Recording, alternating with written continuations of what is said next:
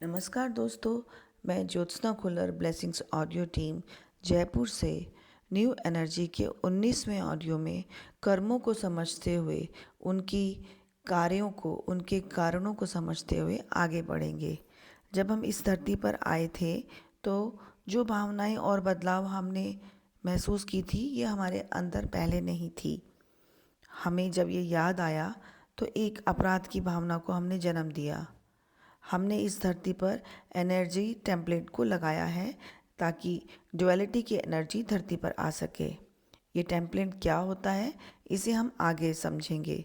Spirit से हमारी चेतना को तोड़ने वाली गहराई कितनी मुश्किल होगी, इस बात को हम में से कोई, यानी कि आग की दीवार के इस तरफ और आग की दीवार के उस तरफ रहने वाले एंजल्स या स्पिरिट किसी को भी नहीं पता था। यहाँ पर आने के बाद हमने तैयारियाँ की और अज्ञानता में मानव शरीर को धारण करके आंखें खोली। हम में से स्पिरिट का संबंध जागृत अवस्था में से ही टूट गया था। जब हमें इस बात का पता चला तो हमें एक शर्म की भावना को हमने जन्म दिया। कोई गलती करने जैसी भावना हमारे अंदर आई और यही भावना पहली बार जब हमने आग की दीवार को पार किया था तभी भी आई थी।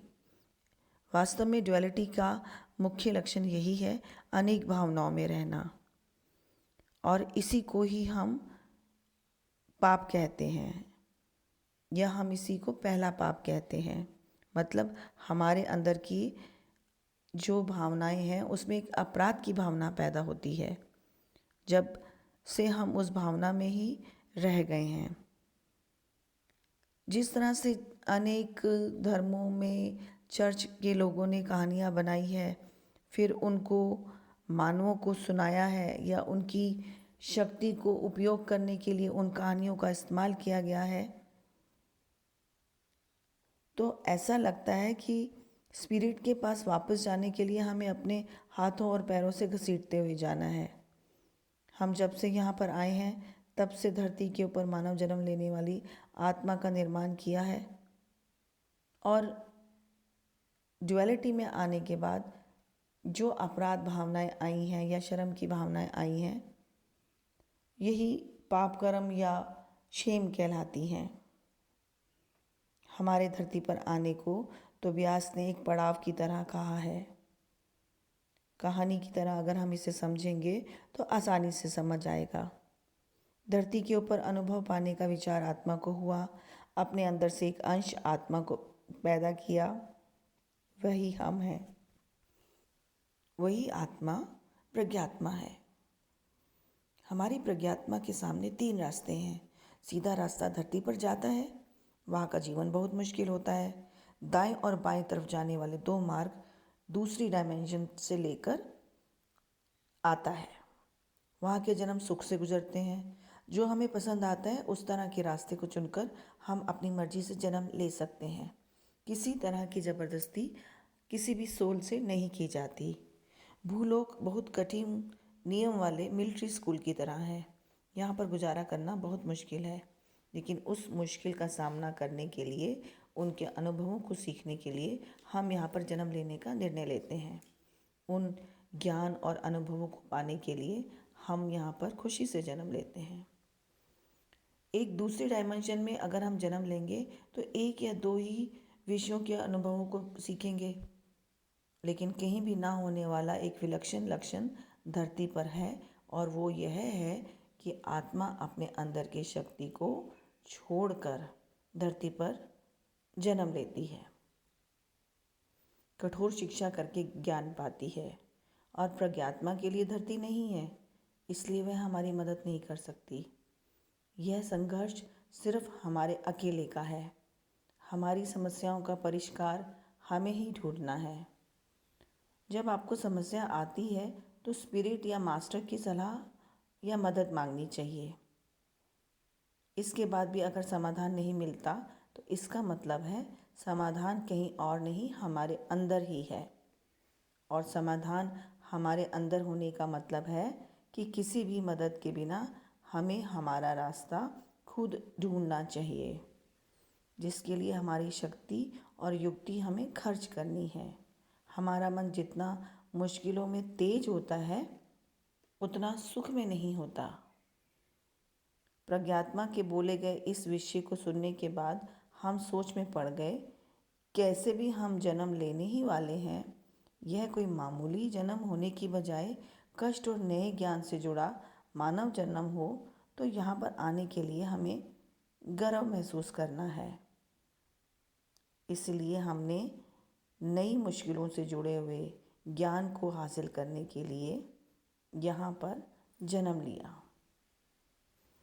जब प्रज्ञात्मा ने पूछा कि तुम जाओगे या नहीं कहकर, तो हम जाने के लिए राजी हुए, यहाँ पर आए, और यह निर्णय हमारे द्वारा लिया गया है। ऐसा हमें बाहर से लगता है, लेकिन सच ये है कि यह निर्णय हमारी आत्मा ने लिया है। हमारी सोल ने धरती से समाचार और ज्ञान पाने का ये जो आत्म संकल्प, उस चाहत से ही हमको अंश आत्मा की तरह निर्माण करके अपने अंदर से हमने प्रोग्रामिंग की है। हम उस संकल्प से पैदा हुए हैं, और जब हम इस तरह से निर्णय लेके पैदा हुए हैं तो इससे बाहर कैसे जा सकते हैं। अर्जुन की पत्नी बनने के बाद द्रुपद महाराज ने द्रौपदी को अपनी ही बेटी की तरह पाला। ऐसे संकल्प से पैदा होने वाली द्रौपदी दुर्योधन को कैसे मिल सकती है। ठीक इसी तरह धरती पर भेजने के संकल्प से निर्माण होने वाले हम उस आत्मा के अंदर सिर्फ टुकड़े हैं, इसलिए उसके हिसाब से हम व्यवहार करते हैं। हम अपनी अंश आत्मा को सब तरफ भेजने के बाद एक प्रज्ञात्मा की तरह, जो हमारी आत्मा है, आराम से बैठ जाती है। हमारे द्वारा मिलने वाले समाचारों को स्वीकार करके वह अपना विकास करती रहती है। उसका सारा ध्यान हम पर ही होता है। इस तरह बैठी हुई प्रज्ञात्मा को या शरारती आत्मा या अति उत्साही वाली आत्मा कह सकते हैं। जब प्रज्ञात्मा का एकांत भंग होता है तब उसके और हमारे बीच में समाचार भेजने की रुकावट आती है। इस तरह से रुकावट से कम्युनिकेशन का जो बुरा प्रभाव पड़ता है तो मुश्किल होती है। इसीलिए किसी को भी प्रज्ञात्मा में बाधा नहीं डालनी चाहिए। इसीलिए जब सब प्रज्ञात्मा एक जगह करोड़ों की तादाद में एक साथ रहती हैं तो एक गोल एनर्जी क्षेत्र का निर्माण होता है। हर प्रज्ञात्मा का गोल एनर्जी क्षेत्र होता है। इस एनर्जी को ओढ़ने की वजह से प्रज्ञात्मा अनेक शरारती आत्माओं की तरह नहीं दिखती। एनर्जी को एक पेटी में जाने जैसा, एनर्जी से घिरी हुई प्रज्ञात्मा को पहरा देने जैसा लगता है। कई लाखों एंजल्स बहुत सावधानी से उस प्रज्ञात्मा की देखभाल करते हैं और वहाँ की एनर्जी को बचाते हैं। इसका मतलब है कि वहाँ के वातावरण की एनर्जी जैसी होती है, उसकी वजह से प्रज्ञात्मा को कोई भी तकलीफ़ ना हो, इसके लिए एंजल्स उनकी देख रेख करते हैं। ज्ञान का अधिग्रहण आत्मा का प्रधान लक्षण है।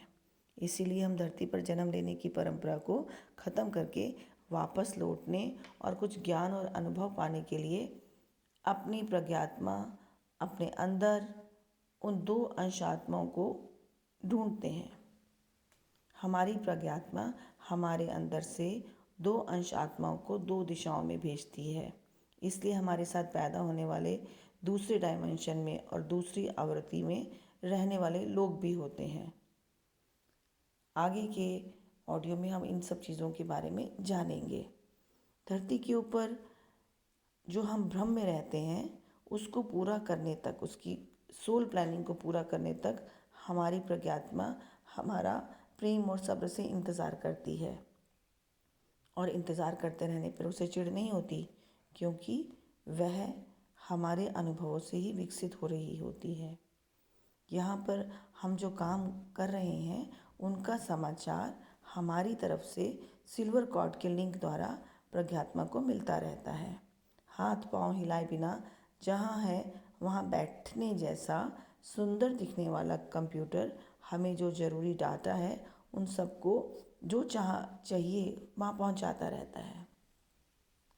और प्रज्ञात्मक एनर्जी के संजाल में खामोश बैठी हुई इन अनुभवों को लेती रहती है और अपना सही पात्र निभाती है।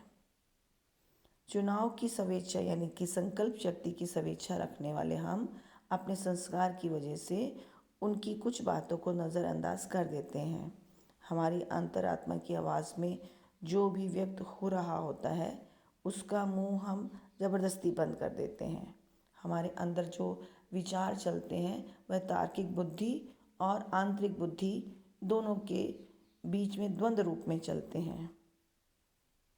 आगे के ऑडियो में और समझते हुए नए विचारों को समझेंगे। धन्यवाद।